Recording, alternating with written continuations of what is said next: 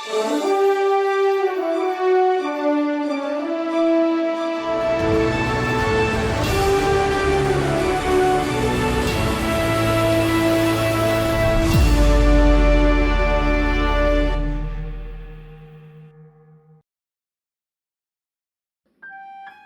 gitna ng malamig na simoy ng Cordillera, matatagpuan ang isang tahimik na pamayanan.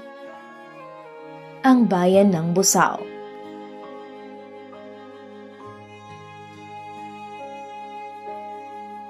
Ang munisipalidad ng Busao sa Mountain Province ay tahanan ng mayamang kultura na makikita hindi lamang sa mismong lugar, kundi maging sa salita at pamumuhay ng mga tao rito. Sa bawat palayan at kabundukan, makikita ang sipag at tiyaga ng mga taong pinahahalagahan ang lupa at habang pinangangalagaan ang nakaraan, ang Busao ay patuloy na humahakbang sa hinaharap. Ngunit sa kabila ng mayamang kultura at kalikasan, ay may mga hamong hinaharap ang lugar, lalo na pagdating sa pangangalaga ng kalusugan ng mga mamamayan rito. Kaya biyaya nilang itinuturing ang pagdating ng isang medical mission sa kanilang lugar.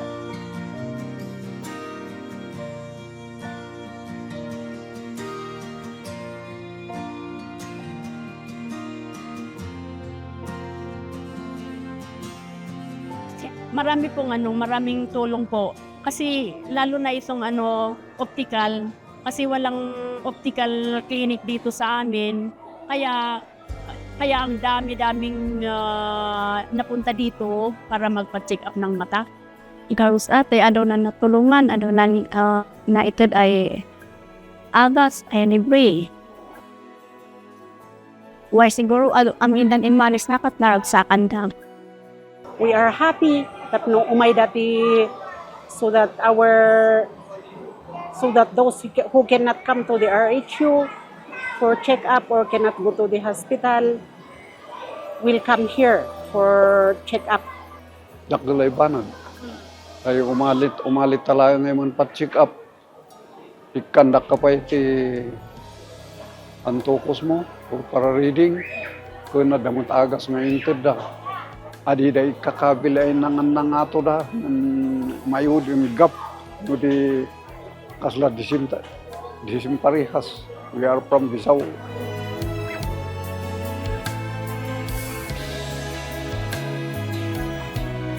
First time, siguro maintindihan niyo kung anong ibig kong sabihin na first time. Kasi naiiba talaga sa ibang medical mission na nangyari.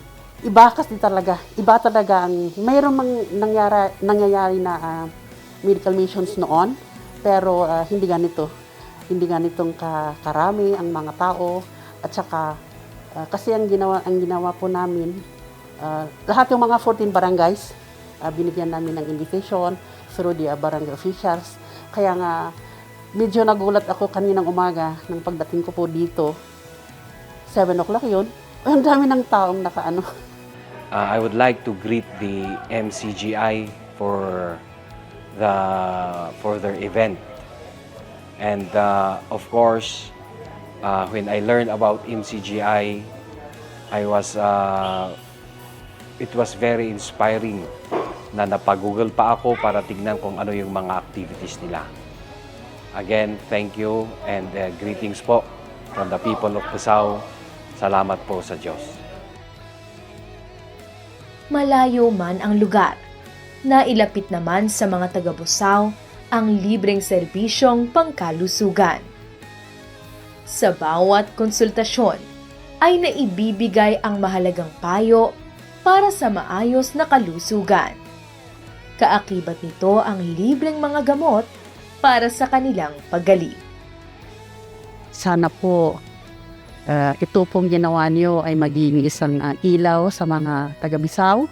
Lahat po ng sana magaganap ay dahil sa pag-ibig ng Diyos, dahil sa pag-ibig niyo sa atin, And we also love you. You love us because of God. Because the love of God.